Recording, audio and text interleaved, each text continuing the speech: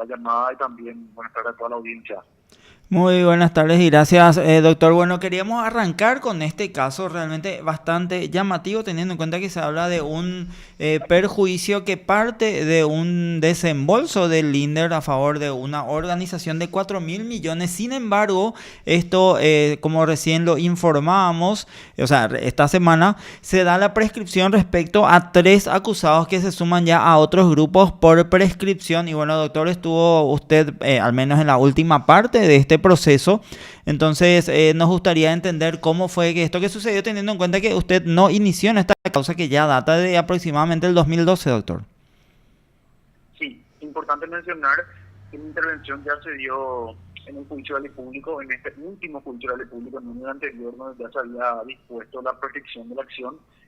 Y bueno, lastimosamente, desde el Ministerio Público nos encontramos con la circunstancia de que los hechos que en su momento fueron acusados eran hechos que acontecieron en el año 2012, en concreto, entre febrero y junio más o menos de ese año, y a raíz de que dichas circunstancias acontecieron ya como hace 14 años, lastimosamente no habiendo ya circunstancias interruptivas o suspensivas de la prescripción, ha de alguna manera corrido el plazo y bueno, es lo que corresponde en derecho, ¿no?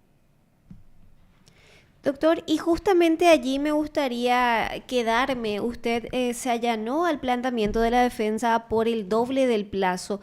¿Podría explicarle a la audiencia finalmente qué es lo que sucedió, teniendo en cuenta que si bien ya había un requerimiento de fiscalía, esto quedó allí y como usted menciona también, estos 3 procesados se unen a también una resolución anterior en el marco de la misma causa donde ya se había decretado la prescripción?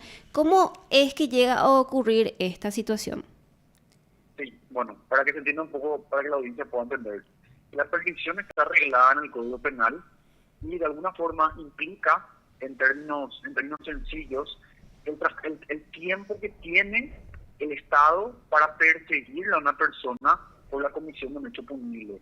Se entiende que una persona no puede estar durante un tiempo ilimitado, en algún sentido, pendiente de que el Estado le persiga penalmente y por esta circunstancia es que se ha arreglado la prescripción de la acción en el ámbito del fondo, esto en el Código Penal, y específicamente, yendo ya al caso concreto nuestro, los hechos que se atribuyen en principio eran hechos punibles contra el patrimonio, que en este caso tenían un marco de pena de hasta 5 años de pena privativa de libertad. Y a raíz de dichas circunstancias es que lo que sucede es que, como está arreglado en el artículo 102 del CP, del Código Penal, el marco de la prescripción, en este caso, vendría a ser el mismo marco de la pena. Como bien decía que el marco era de hasta 5 años, el marco penal de los hechos punibles, tanto de elección de confianza como también sucede con la estafa, son hechos punibles de un marco de hasta 5 años. Lastimosamente, el marco de la prescripción aquí es también de 5 años. Y en este sentido, como bien habían dicho recién ustedes, el tema del doble del plazo implica que la persecución o el tiempo que puede durar la acción, cuando hablamos el doble del plazo de la prescripción, es que sin importar qué circunstancias interrumpan la prescripción, supongámosle una imputación, una declaración indagatoria, una autoelevación a juicio, sin importar la cantidad de interrupciones que puedan haber a lo largo de un proceso penal, independientemente de estas interrupciones, si sucede el doble del plazo de la prescripción, entonces dicha figura tiene que operar. Y en el caso concreto, este doble del plazo de la prescripción, en realidad ya operó a partir del año 2012, o sea, hace 3 años que el plazo de la prescripción, el doble del plazo de la prescripción, ya operó en la presente causa. Exactamente, doctor. Si bien su intervención empezó a partir del juicio oral donde finalmente se dio este resultado, usted tuvo acceso al expediente y si nos remitimos a lo que manifestó la defensa, le atribuyó más bien a un conflicto o alguna extrema demora en la conformación del tribunal para que esto finalmente se quede esta instancia. ¿Usted qué conoce más o menos de estos incidentes, doctor, al menos esta demora?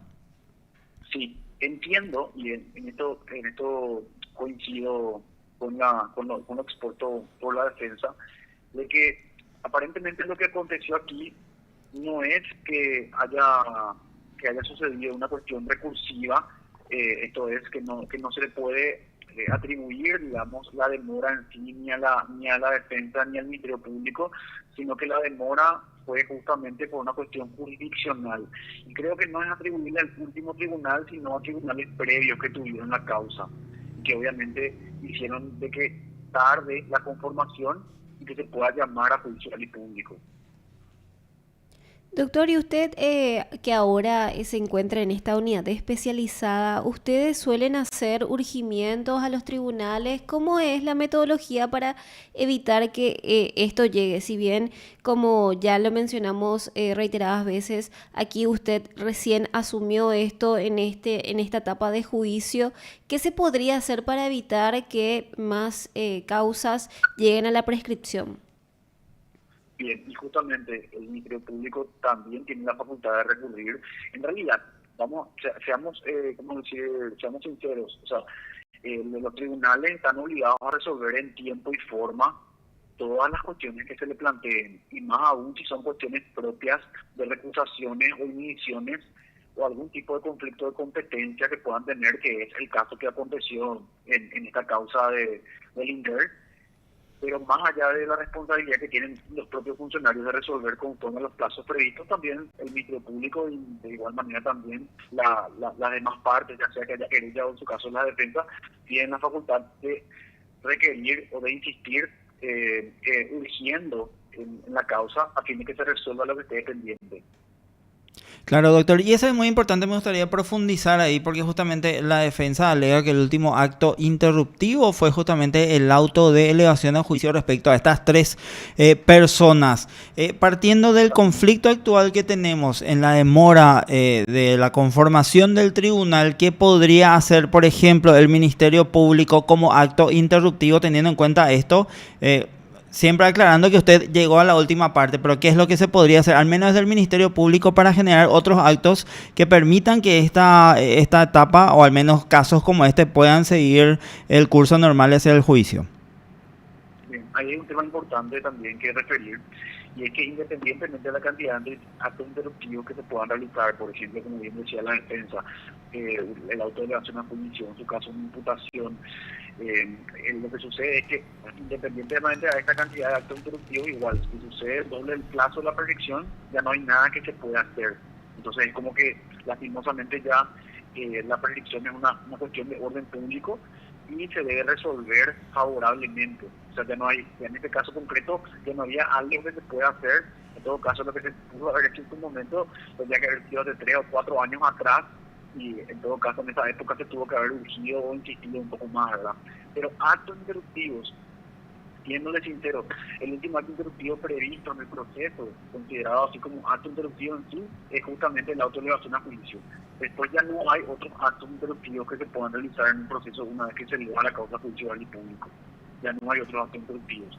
Se discute si los requerimientos del Ministerio Público solicitando una resolución con contenido jurisdiccional son actos interruptivos, o sea, cualquier tipo de requerimiento, pero la Sala Penal de la Corte en su momento ya sostuvo que los requerimientos que sirven a los efectos de considerar como requerimientos que solicitan un acto de contenido jurisdiccional son aquellos requerimientos reglados de manera expresa en el Código, por ejemplo en el artículo 301, donde se por decir así, un requerimiento solicitando un criterio de oportunidad, un requerimiento solicitando una suspensión condicional de procedimiento, entre otras salidas procesales.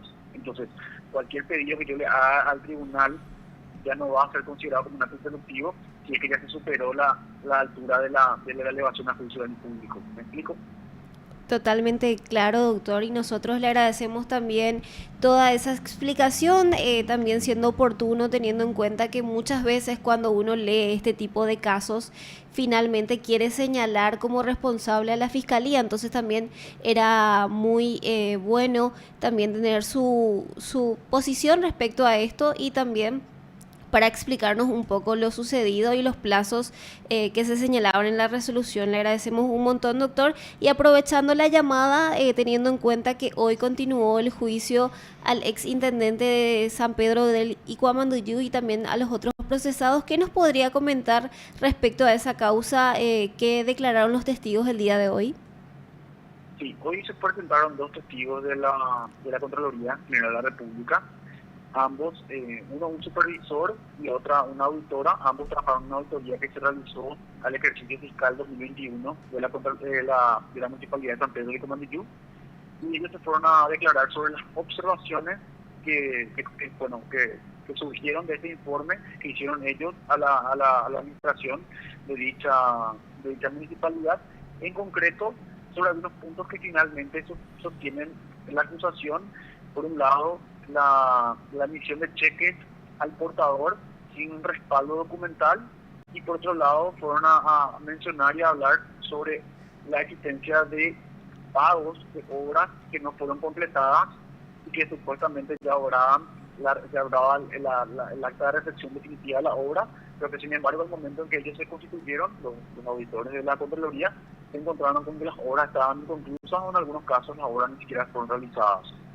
Y bueno, ellos fueron a prestar testimonio el día de hoy y confirmaron dichas circunstancias que fueron acusadas por el Ministerio Público y que bueno, están siendo objeto de discusión en el marco de este juicio de orden público. Por supuesto, doctor. Y este es un caso bastante importante. Hablamos de un presunto perjuicio de 2.269 millones. No es para menos, es un hecho de presunta corrupción pública. Por eso es que queremos también insistir y hacer un seguimiento bastante cercano, doctor. Ahora, usted acaba de comentar, con base en los testimonios de estas dos personas, que por un lado se registraron pagos sin una contraprestación, por otro lado también desembolsos por obras no concluidas. ¿De qué otras formas, de qué otras maneras cree el Ministerio Público que se dio este perjuicio patrimonial? Bueno, estas son las circunstancias principales que se les atribuye a los exfuncionarios de la municipalidad. Como les decía, la emisión de cheques que no tuvieran respaldo documental y que fueron endosados y cobrados por funcionarios de la municipalidad, y por otra parte la falta de conclusión de obras y el pago a pesar de que estas obras no estaban concluidas, en su caso inclusive obras no realizadas. Entonces son las principales circunstancias fácticas que han sido acusadas. Hay alguna que otra que es similar, pero que va más o menos en el mismo sentido. Por ejemplo, también hay una circunstancia vinculada a la emisión de supuestos pagos a alguna que otra empresa sin que haya la documentación legal que acredite que efectivamente se prestó algún servicio a favor del Estado. Entonces, estas son las circunstancias que, bueno, más allá de las conclusiones que están en el informe que realizó la Contraloría General de la República, también se cuentan con pericias elaboradas por el Ministerio Público, tanto una pericia con respecto a las obras y, por su parte, una pericia que es una pericia contable, que, bueno, eventualmente serán producidas en juicio y nos permitirán justamente demostrar estos supuestos que bueno, sostienen una acusación pública contra estos funcionarios de la municipalidad. Entendido, doctor. Y como última consulta, ¿este juicio iría todavía para rato, teniendo en cuenta que estamos con todavía los testigos de la Fiscalía?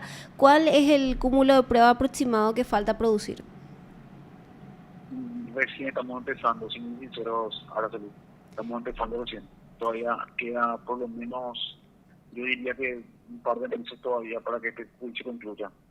¿Cuál es la siguiente jornada ya fijada, doctor? Para el jueves. El jueves continuamos a las 10 de la mañana y van a prestar testimonio otros funcionarios, en este caso de la municipalidad de San Pedro.